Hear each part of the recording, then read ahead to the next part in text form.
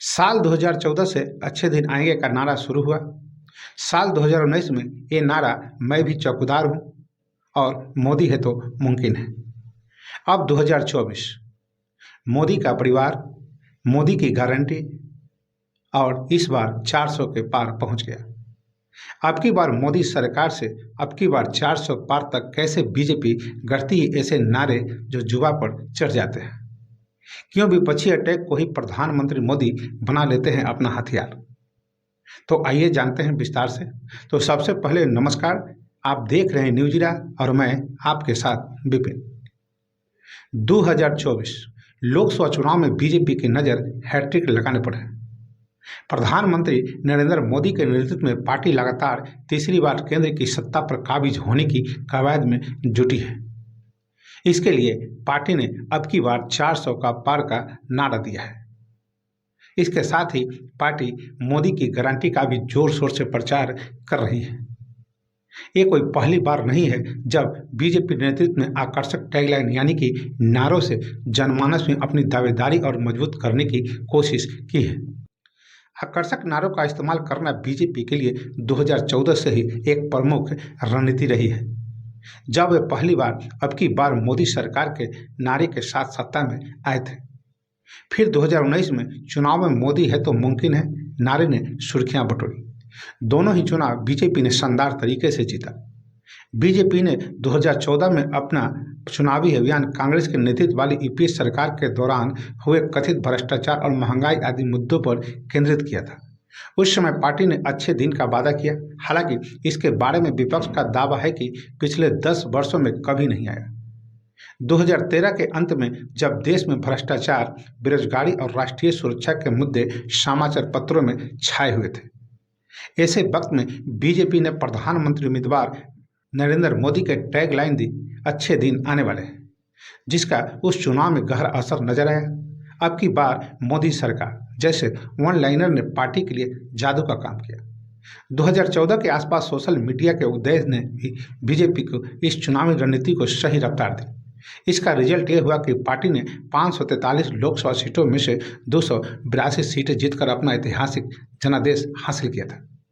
2019 लोकसभा चुनाव की बात करें तो उस समय बीजेपी सत्ता में वापसी सुनिश्चित करने के लिए अपना रिपोर्ट कार्ड तैयार कर रही थी। विपक्ष ने भारत और फ्रांस के बीच राफेल लड़ाकू जेट सौदे को लेकर केंद्र सरकार पर तीखा हमला किया। विपक्षी नेताओं, मुख्य रूप से तत्कालीन कांग्रेस अध्यक्ष राहुल गांधी ने आरोप लगाया कि इस सौदे में गलत तरीके से ट्रांजैक्शन हुआ था, क्योंकि इस डील में पारंपरिक प्रक्रिया को दरकिनार कर दिया गया था। राफेल विवाद की पृष्ठभूमि में कांग्रेस ने नारा दिया, देश का चौकीदार चोर है।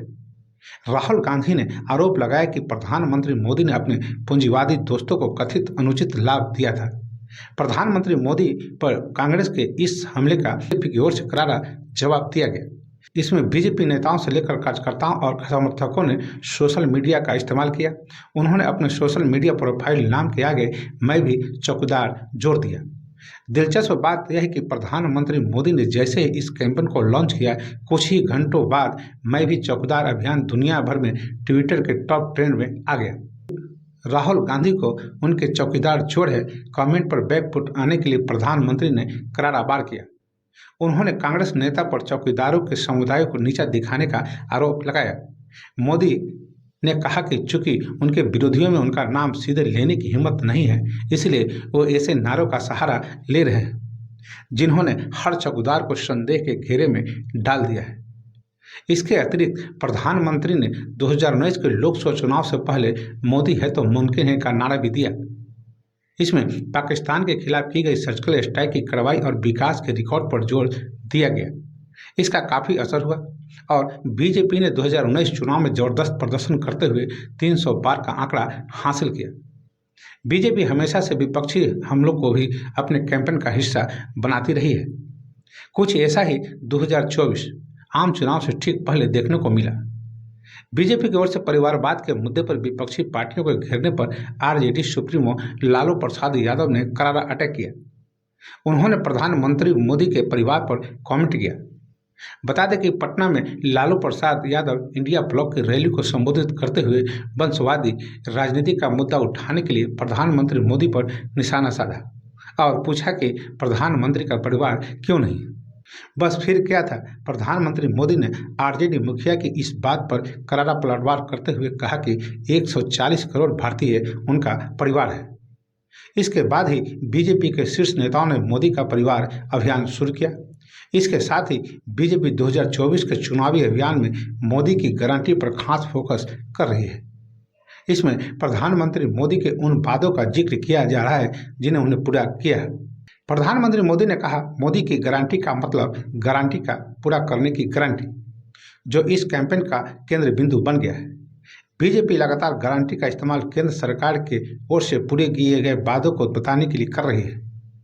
इसमें राम मंदिर उद्घाटन जैसे प्रमुख वादे भी शामिल हैं। इसके साथ ही पार्टी का एक और चुनावी नारा चर्चा में है, अब की बार 400 के पार। अब इस टैग लाइन का लोगों का कितना असर होगा, ये तो 4 जून को नतीजों के बाद ही क्लियर हो जाएगा। फिलहाल 2024 हो या 2019 या फिर 2024 चुनावी रन, बीजेपी के टैग लाइन लोगों की जुबान पर जरूर चढ़ जाती है। तो बस अभी के लिए इतना ही। अब हमें आज्ञा दीजिए। नमस्कार।